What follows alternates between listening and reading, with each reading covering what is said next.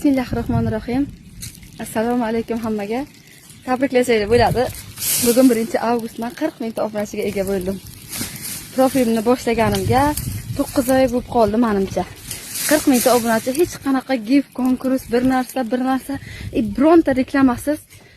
Xudoga shukr, tabiiy mana shu oddiy hayotim. Tabiiy hayotim bilan 40 mingta bo'ldik. 1-avgustga men 40 mingta bo'lganimni e'lon qilib nishonlayman deb niyat qilib qo'ydim.